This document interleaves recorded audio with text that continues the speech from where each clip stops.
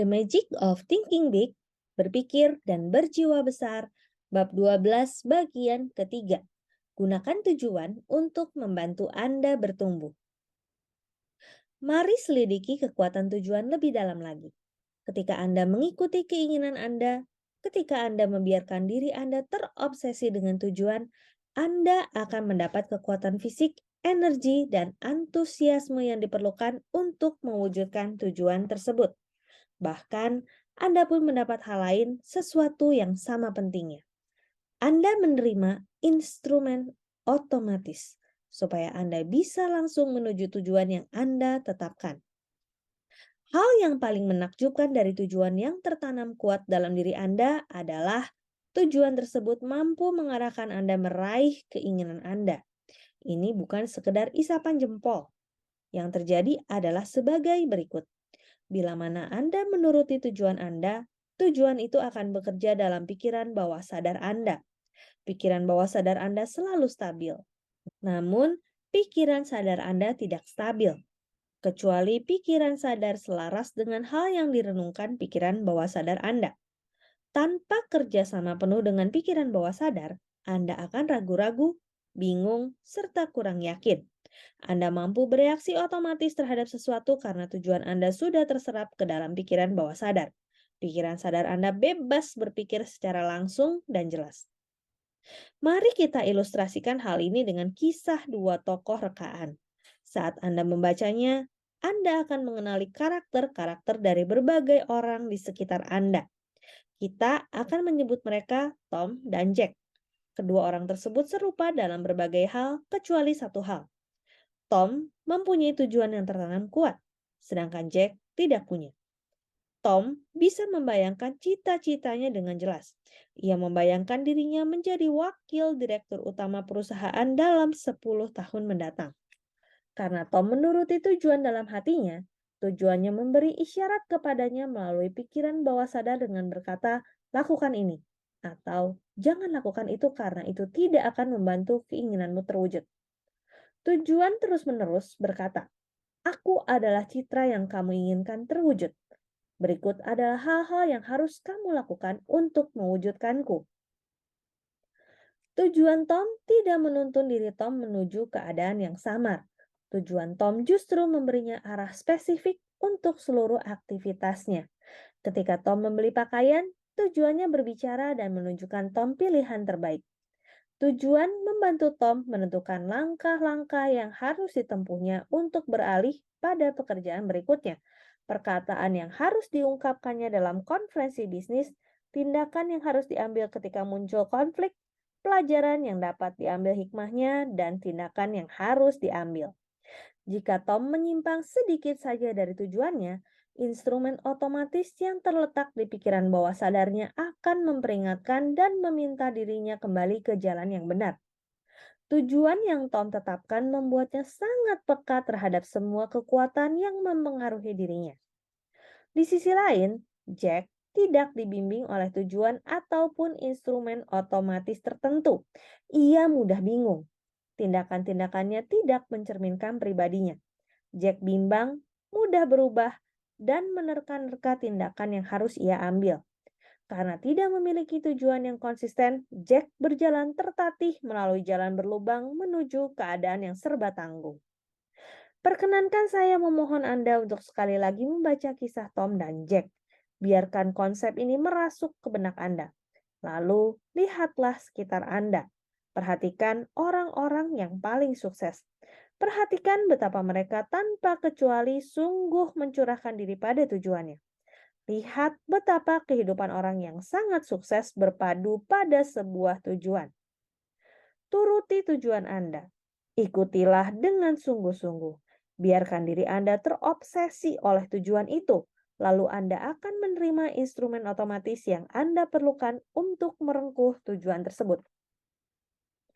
Ada kalanya kita bangun di Sabtu pagi tanpa rencana, tanpa agenda mental atau tertulis yang mengungkap rencana kita. Pada hari semacam itu, kita takkan mampu melakukan apapun.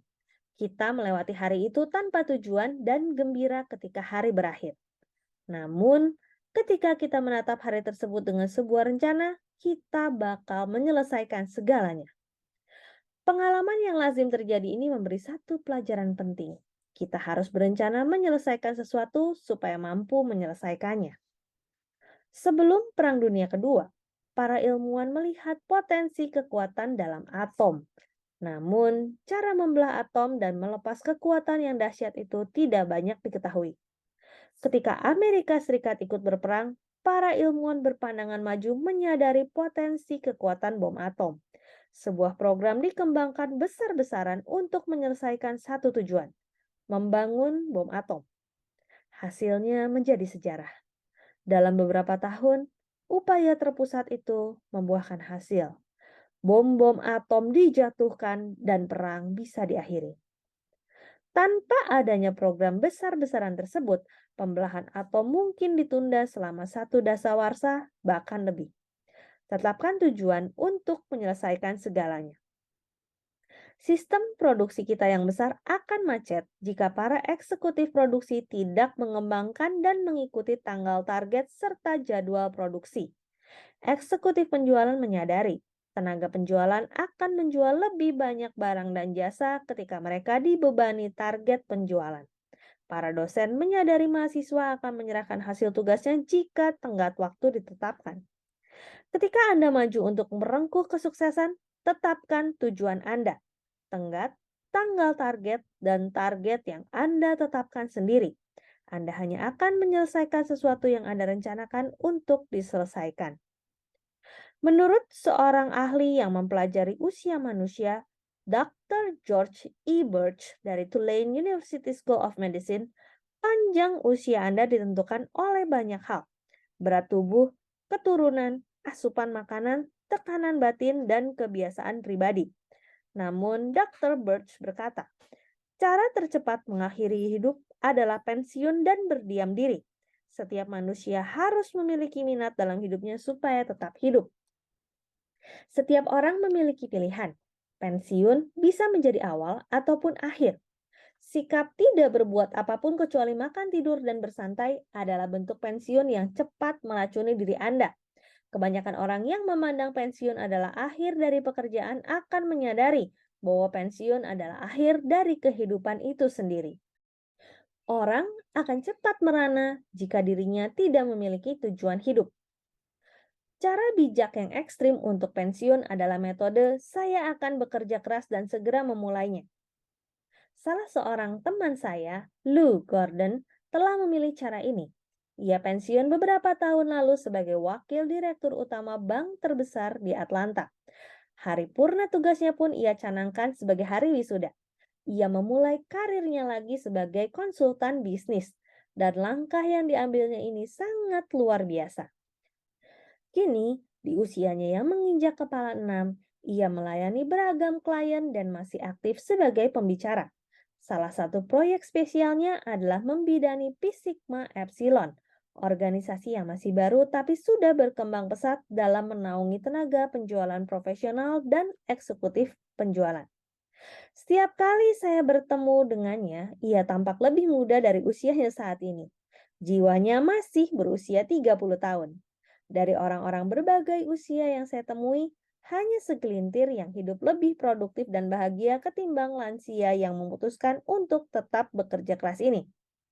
Dan orang-orang sepertinya bukanlah pria tua pemarah yang menyesali dirinya karena sudah berusia lanjut. Tujuan hidup yang berkobar mampu membuat seseorang bertahan hidup, karena tidak ada hal di dunia ini yang mampu berbuat demikian.